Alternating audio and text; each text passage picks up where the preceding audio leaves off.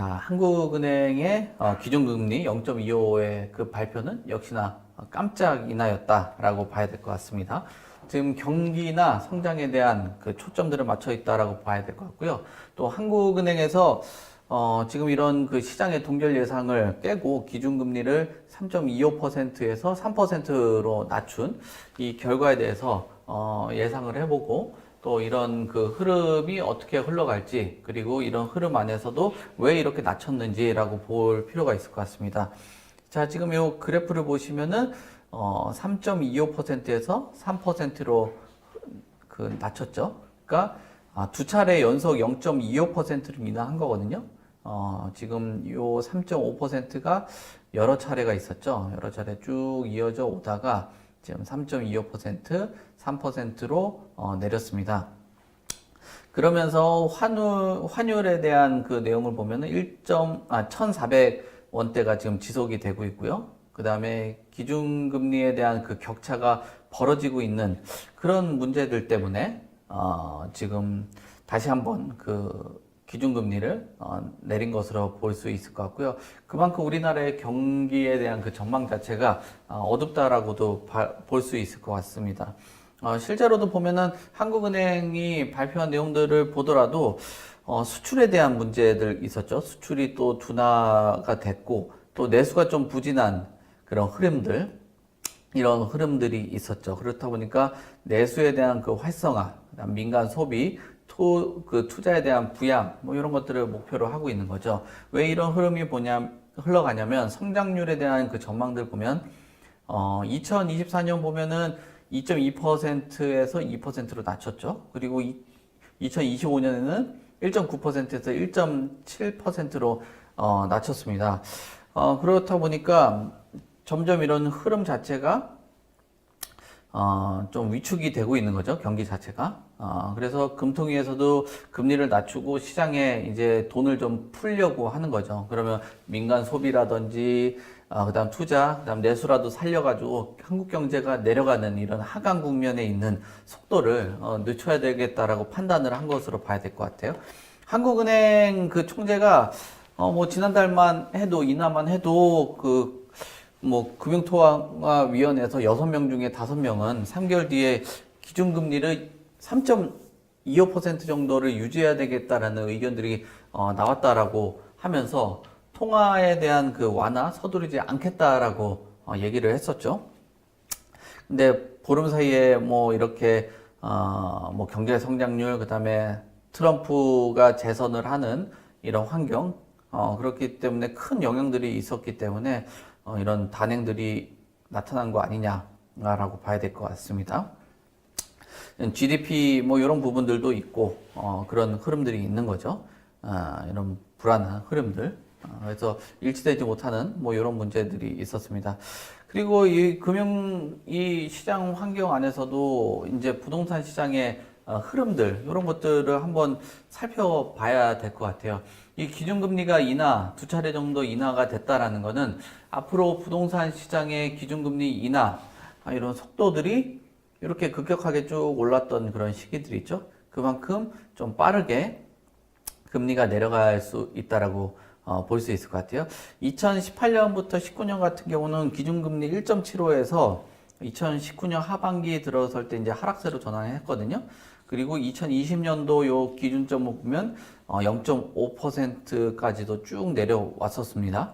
예, 요때 이제 그리고 3월하고 5월 같은 경우는 나와 있지는 않지만 여기 0.5에서 0.25 이렇게 낮췄던 그런 상황이 있었었죠. 그리고 뭐 팬데믹 때문에 경기 회복에 대한 뭐 얘기도 있었고 또 물가 상승을 억제하기 위해서 기준금리를 점진적으로 쭉 올려가다가 2021년도 8월부터 2028년까지 뭐 0.5% 단위로 꾸준히 올리면서 3.25% 정도까지 올라갔습니다. 그리고 2023년부터 24년까지 3.5%를 장기간 유지를 했었죠. 예, 장기간 유지를 했었습니다. 요 시기 때 부동산 가격이 좀 급격하게 꺾이는 경향들이 나타났었죠.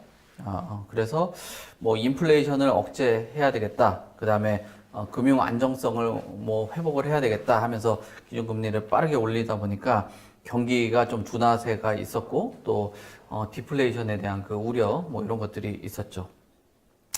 자, 그래서 요 저금리 시기 때만 해도 이제 자산 시장, 그다음 부동산 시장이 좀 과열됐던 영향들이 있었고 또 이렇게 좀 올라갔던 시기 때 가계 대출에 대한 부담 이런 부분들이 증가하면서 주택 매수에 대한 심리를 급격하게 축소를 했었습니다.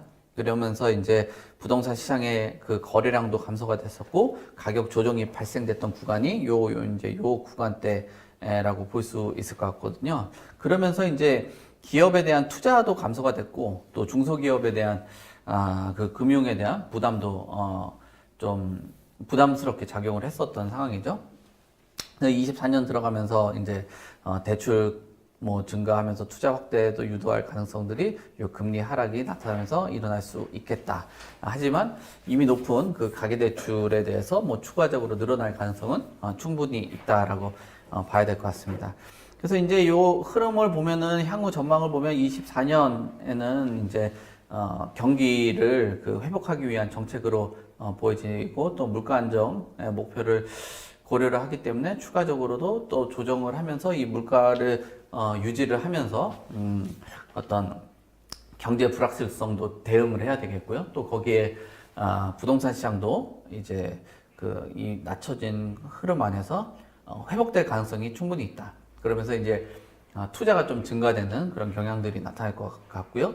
또 가계부채 관리를 위해서 이제 뭐 금리 정책 외에도 대출에 대한 규제, 억제 이런 쪽으로 좀 컨트롤을 하지 않을까라고 보여집니다. 근데 이 금리 인하가 가져오는 그 신호라는 거는 결국은 이 기준금리가 향후에도 내년에 뭐 이제 좀 여러 차례 인하될 수 있다라고 봐야 될 것 같죠. 그만큼 투자자들이라든지 또는 내 집 마련을 하려고 하시는 분들은 요 이제 급격한 요 시점 안에서 투자나 또는 어떤 내 집 마련 이런 쪽으로 할 가능성들이 있다. 그래서 전반적으로 보면 내년 뭐 1분기가 좀 지나고 지금 계절적인 요인이 부동산 시장은 주식보다 좀 더 강하거든요. 뭐 실제로 임장도 해야 되고 여러 그 환경들이 좀 실제로 몸을 움직여야 되는 경향들이 있기 때문에 내년 한 1분기가 좀 지나고 나면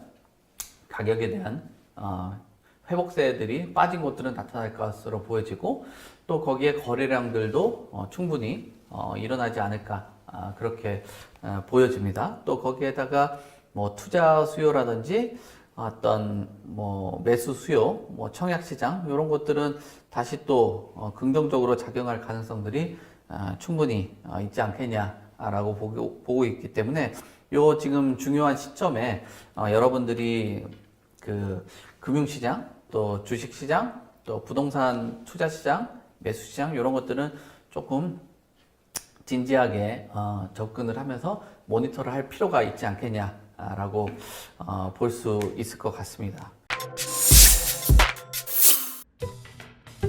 좋은 차를 사기 전에도, 이사를 가기 전에도, 크게 다치기 전에도 항상 미리 대비를 해놓는데 부동산은 왜? 사전 점검 서비스는 부동산 매물을 사거나 짓거나 하기 전에 법률부터 부동산 정보까지 한 번에 미리 대비하는 서비스입니다. 영상에 나오는 연락처로 많은 신청 부탁드립니다. 또 다른 세상을 맞이하라. 낡은 정보를 지워라. 새로운 감각을 익혀라. 변화하는 미래에 맞서라. 편향된 시각을 버리고 얽혀있는 도시 속 독보적인 가치를 쟁취해라. 당신이 만드는 미래의 기회, 도시화 경제.